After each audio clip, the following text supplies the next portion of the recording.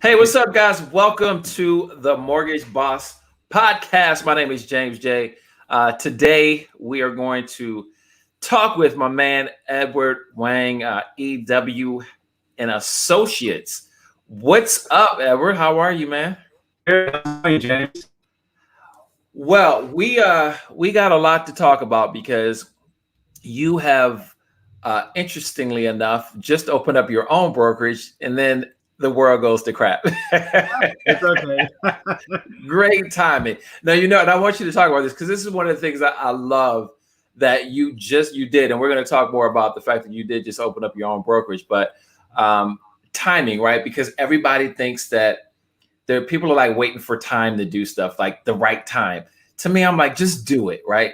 But I want we'll get into a little bit about why you decided to open your own brokerage, but introduce people to yourself, man. Let us know a little bit about your background, and then we'll get into the fact you did just open up your own brokerage. I'm excited to talk to you about that, and then trying to help some people out because there's a lot going on, obviously, in our market in the real estate industry right now. So it is. Yes. So hi everyone. My name is Edward Wang. I graduated from University of Texas with the computer science degrees, and I started as a computer engineer, and then move on into sales consultant, sales engineer consultant. So, a lot of people asking, why are you doing the real estate? Yeah, that's a great question. It's an interesting mix. Well, the thing is, I grew up from a real estate family. Okay, so my father was a builder. Okay, and then I have a lot of awesome mentors around me. Okay, one of the biggest mentor that I have was Mr. Kenneth Lee from the Southwest Realty. Okay. He's a big shot in the builder area. Okay. And also a lot of mentors from peers like you guys. I always I always learn great things from everybody around me, from the insurance agents, from the mortgage lender, officer, everybody. Yeah. Even from the inspectors. Okay, so it's always a great learning experience for me. Okay, so I got my real estate license in about 2004. And that's exactly when I got licensed too. So go ahead. I wasn't really active until 2015. Okay. And I'm kind of glad that happened because coming from a computer science background, right? I was very introverted. I don't want to social with anybody. Right. Yeah. I want to stay in my cubicle. I don't want to do anything. I don't want to talk to anyone. Right. I just want to do my programming, right? Yeah. So back then, my dad was like, "Hey, you kind of have to expose yourself out a little bit, So I started to got myself into the support team, and then moving into the consultants, sales engineer. Sales engineer. Okay. And then afterwards, I kind of love it because with the sales consultant job that I had back then, I kind of travel around the globe. Okay. And then I traveled. I want to say pretty much every city in the United States already. Wow. So I can kind of, my utilization back then was about 98%. So I'm always flying. Right. I'm back home for my laundry. The good old days, ever where you could fly. Yes. But then again, it's so all these flying, traveling, it gives me a lot of exposures in the real estate as well. I mean, it's like it's kind of like the real estate. It's tattooed in here. Okay, so it doesn't matter what career I'm doing. Right. When I'm out there, I'm always looking at how much is a piece of property right here. Yeah. Yeah. And then I'm always looking at commercial. I'm always looking at the residential. So it's interesting. Yeah, so you're kind of like I was, because before I went full time into real estate years ago, even before I got on the mortgage side of the business, I was doing pharmaceutical sales, and I would always talk about real estate all the time. And I was licensed at that time as a realtor back then. I wasn't, but I was part time too, just like you initially. So I went everywhere I went. I was always talking about real estate. And so I had the same mentality. So you're traveling everywhere. You're, I guess, at all these places that you're traveling at that point, you're just looking at real estate all over the place, which kind of, I'm assuming, just kind of really just stoking your fire even more at this point. Right. So basically, everywhere I go, I always check out the real estate. I'm always looking at the local economics, like Yes. retailers, everything, Yeah. So and then there was a time that I'm actually doing some type of I was doing some retail consulting, and then so basically making sure that all the displays are doing are displayed properly. So in a way, it's a lot of fun experience for me back then. Yeah, absolutely. And then one thing I really appreciate all these opportunities I had in the past, in the back was the nice thing about it is like I graduated as a computer science degrees, right, and then work as a software developer. So specs is always something that's very important for me. So Okay. I always listen to my client's need. Okay. And so when you said specs, hold on, we got to be clear. We're not talking about the liquor store. No, not that. I'm like, where are we going with this? Ever you like specs? That's cool. No. I like specs too. Okay, you're talking about specifics as to what people want. Exactly. All right, just to be clear, so people don't think, why is this guy talking about specs, the liquor store? Right. Okay, you're talking about specifically what people are looking for in their real estate. Exactly. So like the way how I'm looking at it, it's like paying attention to what people need is very important. Okay? Yes. So that's how I when I got back into real estate in 2015, everything just went fine. Yeah. And then it's interesting that actually even now sometimes all of my friends that comes over to me and then they're just interested in buying a house, right? Yes. Sometimes they're like, hey Ed, I see that in your past transactions, you don't show anything. You don't show more than 5 houses and you close the deal. Yeah, I am so with you, dude. It drives me nuts where I hear people like, because for me on the buy side, I talk to realtors all the time. And I hear some realtors say, oh, I show this person, 30 houses. I'm like, what is wrong with you? Yeah. And I tell buyers, like, if your realtor's showing you 30 homes, I know there's some situations where maybe you've got an out-of-town buyer. They know nothing about the area, right? I get that. You may show them a little more few more homes, but if you're having to show 30 and 40 homes, you are not doing your job well. I'm sorry. I can speak on this because you're just not doing your job very well if you're showing that many homes. It's just ridiculous. So anyway, go ahead. Go ahead with your point. so really, like if you listen, right, you're able to scope down the criteria, and then you're able to save people a lot of time. Yeah. Including your time, my time, everybody's time. Sure. Yes. Exactly. And then the way how I've been looking at so many houses. A lot of time, most of the houses, they all look pretty much similar. Right. Yeah. It's funny. Yeah. And then so another aspect that got me thrive in 2015 was that I myself I own a couple of the investment properties myself. So commercial residential? Residential mostly. Okay. Commercial pretty soon. I'm thinking about investing some commercial soon. Okay. For now, I do have a lot of rental properties out there. Yep. And then so basically back then, when you still have the opportunity to buy some single family homes for under $100,000. Right. It's a steal. Yeah. So I mortgage out. It's like what $200 $200 a month. I can use like $1,200 now. Yeah. So it's a huge cash flow right there. And then people are like, "Are you going to pay that off?" I'm like, "Yeah, I'm just taking my time. Yeah. This money go somewhere else, invest in something else." So then again, I have a lot of properties like this, and then the people saw that this model that I have. Right. Okay? So they are like, "Hey Ed, I'm interested about this property right here. Can you do the calculation for me?" So we sat down together. We do the math. And then it turns out to be great, And then I told him that a lot of time when you buy into investment properties, you want to look at 3 most expensive fix. Okay, your roof, your foundation, and your AC. That's the 3 expensive out of the pocket right away. Absolutely. So all the other stuff is relatively easy. Yes. I mean, it's relatively easy. Cosmetic stuff.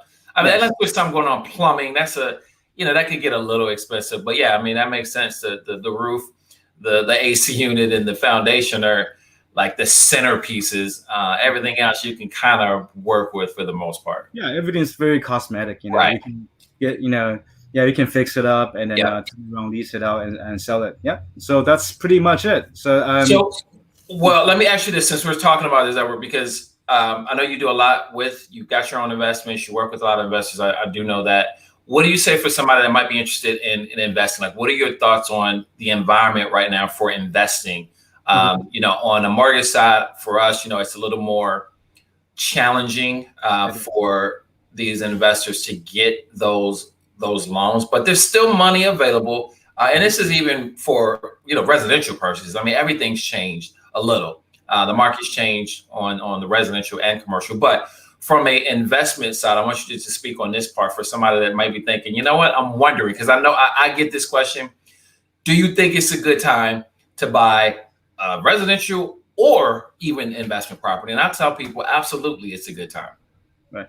Well, definitely. Right now, it's an amazing time to purchase real estate. Okay. But then again, I also want to educate the buyers. Okay. Yeah. Don't lowball. Okay. You get a good value. That's right. Good. So for you know, I'm actually a lot of my very successful investors. Okay. So they're really well, I mean, they're capable of doing this because they're doing some of the 1031 exchange. Right. So basically every piece of property that they're looking at, okay, as long as it fits a price range. Yeah. You know, so you know they don't want to waste too much time on it because there's the timeline on it. So they want to buy it. So fix it up. Real quick, for people that may not understand what a 1031 tax exchange is, explain to people what that is, how that benefits the investors from essentially. I'll let you explain it. But essentially, they're taking one property that they sold, maybe they made a bunch of money, and they're putting it into another one. Yes. So basically, like when you have a okay, so 1031 is pretty much allows you to exchange equal or like type of investments, right? Right. So for the real estate that'll be properties. So this can be commercial properties, rental properties. You know, it's properties. Yeah. So the benefit of this program is it actually allows you to defer your tax. Yes. Okay.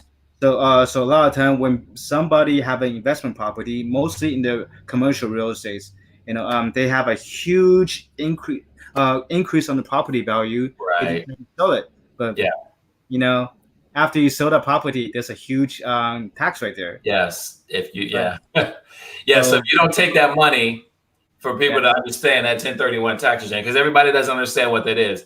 I mean, you make 50, 60, 70, 80 grand off of a property. Well, if you don't take that money and put it into another piece of property, Uncle Sam's going to come knocking at your door and saying, hey, give me a piece of that. Essentially is what this does. It eliminates you being able to, or being able to having it, or I should say eliminate it. It puts it off is what it does. Right. Because at some point, unless you just keep the property forever, and some people will, they just keep doing it and doing it and doing it. Otherwise, Uncle Sam comes and says, hey, give me a piece of that. So 1031 tax exchange, that's what I was talking about for people that may not understand what that is. So so you got people doing 1031s, and then they've got a certain time frame. That's the other thing you had mentioned. There's a certain time frame after you make that money where you have to go buy something else before Uncle Sam says, hey, give me some of that money. Yep. Yeah. So basically, you just defer the tax out. Yep. So so basically, you know, you can get some very good deals right now. Right. Absolutely. Yes. Yeah. So, you know, just I want to say when you work with your realtor, you do know that you know every piece of property somebody owns it. Yes. You know, they did pay for it. So you know you can get a good price. But you know, if you try to lowball, yes, I know that everybody wants to maximize their, the money that they can spend, right? Yeah, but then, absolutely. It just the real world doesn't work like that sometimes. Unless a person's desperately, you know, needing to sell the property, or you know, it's on a foreclosure, you know. Yeah. And there are times where you can get a great deal. I mean, there are times like that, but you as a professional know, and that's, you know, your job to let people know, like, listen, this and it also depends on how bad do you want this particular property. But yeah, I mean, the lowballing, again, TV has a way of putting people their mindset into, oh, they flipped this house, they got it for, you know, 50 cents or 40 cents on the dollar. Which does happen. Doesn't happen a lot that way, but there are deals like that out there. Are there a lot of them? I guess it really depends on the area, but for the most part, I don't think there's a ton of deals out there where you're getting in on 20, 30 cents on the dollar. So, you know, if you're going to make money, again, like you said, I know people want to make the most money they can. I get it completely. But there's a time where it's like, okay, I'm going to make whatever. I'm going to make 20% on what I paid for it, or 30%. And then it's just like, keep doing it over and over again. And you know, you're gonna make your money. But you know, I understand. Like I used to have people do that when I was a realtor. It just the low ball, and it drives you crazy. But anyway, so you recently opened. I want you to talk about this because I'm kind of teased this in the beginning when we started here about you opening up your own brokerage. Obviously, we didn't know if this was going to happen, but what was this, like 2 months, or how long has it been since you've had your own brokerage? Actually, I started, I want to say on kind of like laying down the basic corporate documents, everything, roughly around like mid-February. So this is already kind of happening right now. Yeah. But the thing is, I'm looking at it as like it's a perfect opportunity for me because I know that the real estate is going to be slow somehow. Yeah. Okay. Yeah. But it's a perfect opportunity for me to build infrastructure. Yes. Okay. So coming from an IT background, I stress a lot on the infrastructure. Yeah. Like, documentation is the most important thing. I mean, seriously, like I have buyer, from 2015 asked me, hey, Ed, do you still happen to have a copy of the survey for my property? I was like, yeah, here you go. Yeah, you are organized. Yeah, so basically, I mean, something like that, I was able to help them save like another $500-600. Yeah. So I mean, that's great though, but everything, especially in real estate, man, it is system. So I've had some really, really awesome coaches over the years, and it boils down to having the system. Like the system needs to run everything. Whether you like Michael Gerber, who wrote this book called The E-Myth years ago, great book because it talks about you building your business, and you're at that stage in the beginning right now, building it. And in the book, essentially, it's like build this business like you're going to hire 500 people. Exactly. That's how even if you're not, it's just putting in those systems to where you can say, I'm going to hire this person and you got a system up and running and get them up and running just like that. So, but you're right. Yeah. I mean, I love your mentality and mindset to think that right now is a good thing because you have this time to kind of get your structure in place. And once this thing is over, whenever that happens, nobody knows. But once it's over, I believe we're going to be really busy. Just my thought, and probably my wish as well. But you figure there's a lot of people that pulled their house off the market. There's a lot of buyers that either said they were going to buy and then this hit and then they backed off. I know it's happened. I've lost deals because of it. I know a lot of people have lost business because people have either been furloughed, laid off, or they're just unsure. And on your side, you've got sellers where they might have, and I don't know how many, if it's happened to you where you've had a seller pull their house off the market because they didn't want anybody coming in yet. But I hear a lot of this. So what does it look like on your end working with buyers and sellers right now? So working with the buyers, I do have a lot of buyers that's currently they're currently in the rentals properties, right? So several of them are in the apartments. There's because of this whole entire COVID-19 right now going on. So a lot of these buyers with the family, they're kind of dislike the heavy traffic area.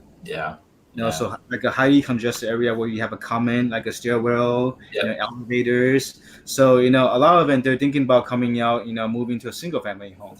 Okay. So the way I'm looking at it right now, it's like a lot of houses.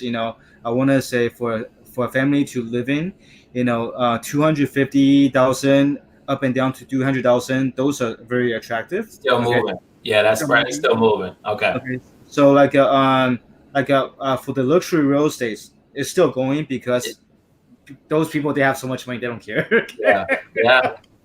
right? And Yeah, then it may be a little bit more challenging. I know on the jumbo side, on the mortgage yeah, side of things, yeah. jumbo loans, yeah, they're still available. Mhm. The pool of people that are offering jumbo has definitely shrank Yeah. significantly.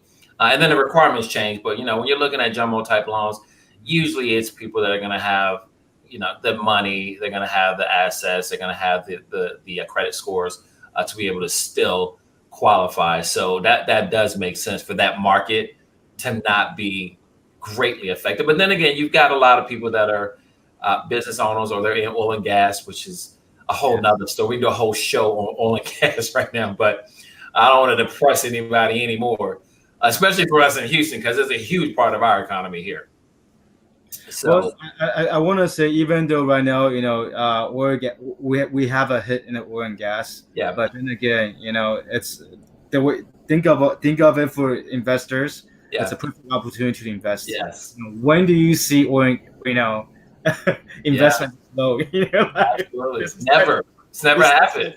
Yeah, this smells to me like a once in a lifetime opportunity. Yeah, it is. I mean, So yes, there's downside and there's also a bright side of it. yeah, So yes, I came from the corporate world. It's funny that I worked for a company, and then a large software company, and then one of my colleagues, he worked for that company for 20 years, and then he was like, "Hey Ed, we're never gonna get laid off." And I was, "Are you sure about that?" yeah, 'Cause I saw the roster. You and I were next. yeah. Never. But then again, yeah, it's really depending on I think carrying a positive mentality, in a downtime, Yeah, will help you go through a lot. Yes, this might affect a lot of jobs, but then again, it might be a good opportunity for you to sit back, rethink of, yeah. what's another opportunity for you. Reflecting. Yeah, I've been doing a ton of reflecting, and I've been talking about this a lot over the last several weeks, talking to other people, talking to other agents. So one of the things, I know you are a huge fitness guy, you and your wife for that matter, and me too. Obviously we have been we've been hurting, shutting down our community for the last 5 weeks or so. So what are you guys doing? I know you guys do some online stuff. Now listen, I love online workouts. I'm glad everybody's doing it. The crazy thing is, like, that first few weeks, once this happened, like, nothing was going on. Nobody was doing any workouts. That first week or two, there was nothing. Mm-hmm. Probably in the first 3 weeks. And I think we were all thinking, okay, we're going to be getting back soon. Like, so nobody was even really thinking about doing an online workout. But you think, like, the first 2 or 3 weeks after we were told stay home, there was nobody doing anything online. So, James, you guys doing? Because I'm going a little crazy. For me, it's a different story because I want to say around last year around this time, right? I was about 230 pounds. Wow. so like I mean, like kids are getting a little bit older now, so I don't have to kind of like autopilot right now. So I'm finally have a chance to get into the this workout routine, and that's why you see me at Lifetime all the time doing the cycling. I did not know that. Yeah, so just from that time to now, I lost roughly around, I want to say roughly around 70 pounds. Yeah. Wow, Edward, that is so awesome. So, dude, I had no idea, and I just interviewed, by the way, Chris, who is Chris is amazing. Yes. Just that interview, it's coming out next week. I'm going for a little bit of a tangent, but next week that's going to come out. Chris is amazing, and people will be really inspired. It's a great story, but I didn't know that. So you turned into a monster. So for people to understand how much you work out, and sometimes it's more than once a day. I see you guys all the time. I usually wake up very early. I do work out roughly around an hour to two a day. That phase. So one thing I encourage people to have is have some kind of smartwatch to keep you accountable. Yes. So they're in this entire crisis right now, right? So from last April till now, I haven't been, there's not a single day I stopped exercising. Right. So when the time gym closed, I'm like, this is not gonna stop me. I'm gonna download some apps. I'm gonna do some exercise. And listen, obviously there's so many things that we can do at home, online. It's not ideal. I get it. I feel it. It's not the same. There's no community. I don't care. But you got to do what you have to do for yourself. Your mind, yes.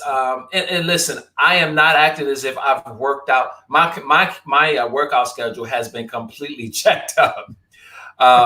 So what I would normally do if we were in a normal situation, what I normally do and what I've been doing since it's been night and day. It just has. So I think for that first week or two, I was kind of in denial. I think a lot of people were just like, okay, like what's really like, we're going to go back, everything's going to be back to normal next week. And then week 3 and then week 4. And it's like, oh, hold on. Like this is real. Like we're not going back like right now. Like this is going to be longer than we think. And here we are now, week 5 going into week 6. And so, but really we haven't seen any of the online stuff for the people that we know. Really, it's really probably been about the last 3 weeks. That first 2 or 3 weeks, there was really not a whole lot. So my workout routine has definitely been jacked up, but I love your mentality. I really do. That it doesn't matter if I have a gym or not. And this goes for everybody. Listen, there's things you can do. You can walk outside the door. And I've been talking about this a lot too, just being outside because there's so many more people outside right now. Number one, everybody's going outside, or a lot of people are. So I've got to meet a lot of my neighbors that I hadn't met before because everybody's outside. There's nowhere else to go. Yep. So it is so important, though, that people just not stop and just sit around all day long and watch CNN and because it's depressing. It really is. Not watching necessarily just watching the news, but just sitting for so long and not getting your mind, getting your brain some activity, even if it's literally walking around the block. Is just something about being outside. And this is not my opinion. This is science about being outdoors specifically and how it affects and how it improves your mood. It improves so many things. So I love your mentality. And I know you guys, you and Jess, both of you guys are workout fanatics, which is pretty cool. That you and your wife are that way. That's cool. So you guys have been managing through this. One of the other things I wanted to ask you real quick, real estate agents, I believe a lot of them are going to get out of the business right now because there's so many people that have license and, they're not necessarily in it like you are. This is what you do. This is your business. Some people just have a license. Actually, a lot of people just have a license. And I'm not going to get on my tangent or my rant about real estate agents and licenses. But what do you think as far as what's going to happen? You think a lot of people are going to end up getting out? Because I think the number of agents, realtors in Houston is going to shrink because of this. Yes, definitely. Okay. Well, the thing is, that's definitely going to happen. Yeah. So we all know that real estate agent, when you first start out, it's a huge challenge. It is. Yeah. So you have an agent that's able to sell one house a year, right? Well, not even one. Okay, and then you have agents that's just happen to be selling, making a killing out of it. Yeah, yeah. So then again, but then again, it's a cycle. Maybe next year that person that sells that one house, like 10 houses, and then that person that sells 10 houses end up selling one house, right?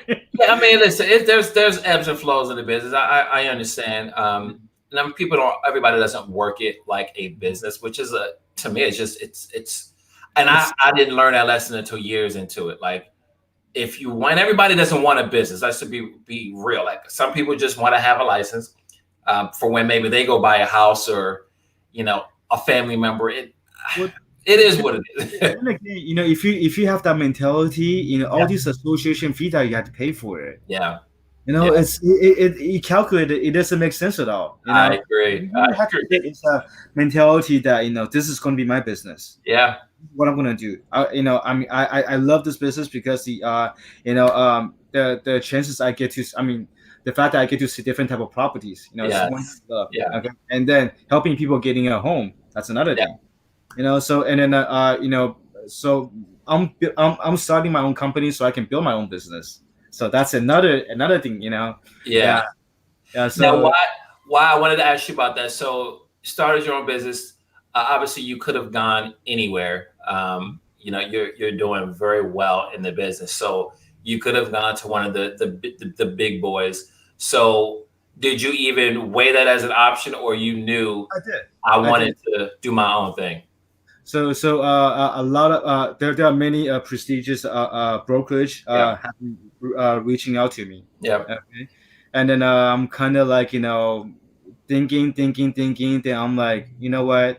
If it's something, I mean, I'm a broker, Yeah. so if I build something, I'm going to make sure that I want to keep it this way. So Yeah. like the company I'm building right now, I'm not expecting to grow like 100 agents right away. Yeah. Yeah. I want to slowly agent coming to me, we'll talk, we'll discuss, we'll talk about like how you work. Yeah. So seriously, I really want it's a service industry. I want every agent in my house to have the mentality that you're here to serve people. Yes. Okay. Yes. And then yes, and it's very important. It's not just about selling a house. It's about helping people finding the property, helping people making money. That's the most important thing. Listen, so I do a lot of I'm in sales, so I'm a lot of mental and sales books, and Zig Ziglar always talks about, and it's true. I don't even think it's really cliche. I mean, if you're in real estate and mortgage like we are, just in sales period, but he always talks about, you help enough other people get what they want, you're gonna get what you want. It's true, man. It is so true. Yes. And especially in this business, so it can't be about me. It's a very lucrative business. You're right. I get it. I know. But instead of looking at the money, it's like, okay, who can I actually serve today? Who can I help? Exactly. Who can? And I swear, I live by. How many people can I help? Because the more people I can help, the more I'm going to help myself. It's true. It's 100% true. Yes. So I love your mentality. You're kind of putting that culture in place now. Yes. So service industry, you're serving people. You're servicing people. So I remember there was a book, but I read it a long time ago. Okay, I don't remember the author. I'm very bad at it. But I think the title of the book is called The Servant. Okay. Okay. So basically, it's about a group of executives. Okay. Getting together, and then finally they learn the beauty of serving people, and then how it reflects their business. Yeah. So I if you guys happen to see that book, I highly recommend that book right there. I love it. I love it. You guys know it definitely comes through for people. If you're looking to get into a home, or if you're a realtor, maybe, I don't know, reach out to Edward, because I know you guys. I know you personally. I know your wife. You guys are freaking amazing. Your mentality, and I didn't even know about the weight thing, which even makes you even more appealing to me. And I already love you guys, but your mentality and the culture that you're putting in place at your company already is just it's smart to get that foundation put in place now. And as you start bringing on more and more people, just keeping that as the centerpiece of the business. And I love the fact that you've already got that mentality set. So for people that are looking, what is the best way? I've got your website. What's the best way? Is it to text you, social media? Yeah, social media. I'm on Instagram. Okay, Realtor Edward Wang, and then on my page has my contact information. The number I have here is 281-817-8868. Yeah. And I mean, just reach out to me. I usually return your call right away. Yes. No, you're great about that, and I appreciate our personal and business relationship, because we've known each other for a while before we ever really did business. But yeah, you guys are awesome. I am very much looking forward to us all being at our community, our fitness community, getting back together again, because that is a huge part of my life, and I know you and Jess as well. So in the meantime, as you start to build more, if you've got something going on with your company, I would love to have you come back on. We can talk about things again as this pandemic comes to I would say to an end. I don't know when that's going to happen, but at least starts to ease up to where we can start getting out and about a little more than we have. I would love to have you come back on. We can continue to chat, talk about the industry in the end of summer. It's crazy because I'm just looking forward to seeing what's going to happen. Are we going to have a normal summer? I don't know. Well, I mean, if we still have to stay in, I mean, it's depressing. I know. I hope I don't even want to think about that. But just think, try to stay positive all the time. Yeah. Think about the time, opportunity of the time that you get to spend with the family. Yes. And then working, things together and teaching kids, and then and then you appreciate teacher a lot. Yeah. Oh my gosh, that is so true. Oh man, the teachers love you if you are a teacher. Oh my goodness. It is such a difficult thing to do. And yeah, you are right on. When you don't have the ability to drop the kids off for 7 hours and have the teacher, because the reality is my daughter's in 6th grade. I don't know math. I don't know 6th grade math. I'm sorry. I don't know it. I don't know how they do stuff anymore. It's so different than the way my 6th grade was.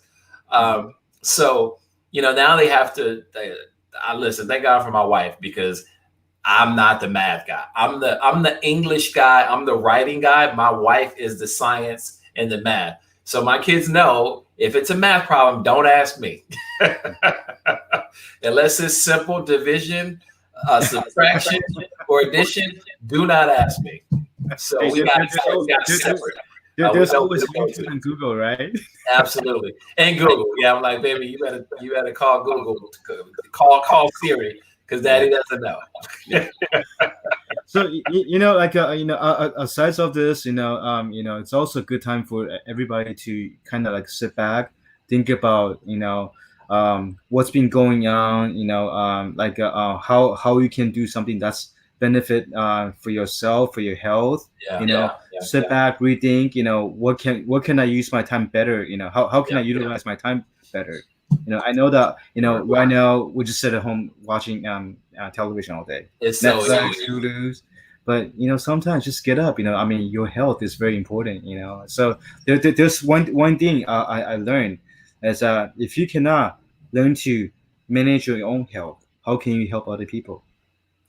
Right, dude, that is so spot on. Yeah, Chris and I were talking about this too, because he was very, very overweight at one point, and it got to a point where he just took control. But we were talking about exactly about what you just said about you loving you yes, first. Yeah. And I say it when I'm teaching, I'm always talking about you got to love you more than everybody else first, right? You got to love you because you're dealing with you and you're talking to you all day long. And your body is your own temple. Yeah. And so 100%, man. I mean, I am 100% with you on that and could not agree with you more. People, taking care of yourself. But I understand this is very, very challenging. It's never happened before in the history. We've never dealt with this before. And a lot of people are going to be hurting after this. But why do extra damage? Okay, if you've been furloughed or you don't have a job or whatever the case may be, do extra damage by not taking care of your body as well. Exactly. Right? Yes. That's like a double whammy. So I mean, just think of it like the market's back up, everybody's going back to work, and then you don't have the health to work. That's So try to just 30 minutes. I mean, I remember like a couple months ago, I actually watched this video that Arnold said, Uh-huh. you have 24 hours a day. You cannot spend 30 minutes a day, for your body. Yeah, Arnold Schwarzenegger. It's a great for people. And I think a lot of people don't know how freaking disciplined this guy was. Yes. Before he became what people know. This is way before that. How disciplined he was when he first was started. I've listened to his whole story. I've seen it on YouTube. If you guys don't know what Edward's talking about, look up Arnold Schwarzenegger, probably on YouTube. Like you could probably just find it. He talks about what he used to do way before anybody knew who he was, even before he came to the States. He was like going, or actually I think right when he came to the States, because he was doing acting. He was, or going to acting school at that time. He was doing his weightlifting too. And then I think he was going to school to learn English, and it just freaking amazing how disciplined he was. And he's right. Like we all have the same time. Like there's no extra, like Bill Gates doesn't get 28 hours. I mean, he doesn't. The Rock doesn't get 29 hours. Although if anybody could ever, it might be The Rock. He might be able to negotiate something to get an extra 4 hours in his day or 5 hours in his day. But yeah, I mean, you're spot on. We all have the same time, man. It's nothing special. It's just, what are we doing with it? If you want to watch Netflix, and the Tiger King every episode. I still don't get the appeal of the Tiger King, by the way. I have not seen it at all. But everybody's talking about it. I know it's kind of hard not to, because you hear about it all the time. But I have not watched it at all. But I'd rather read a book, honestly, than watch television. That's just me. So, but anyway, man, I appreciate you so much, Edward. Lots of great information, man. I appreciate you. Again, once this kind of comes to an end here, if you got whatever you got going on, man, come on, let's talk, let's chat, let's talk. If I can help you with anything, I'm here. And yeah, you guys go follow Edward. All his information is right there. Instagram, reach out to him. And if you're a realtor, you got a question, or maybe you want to see what Edward has to offer. Great dude. Okay.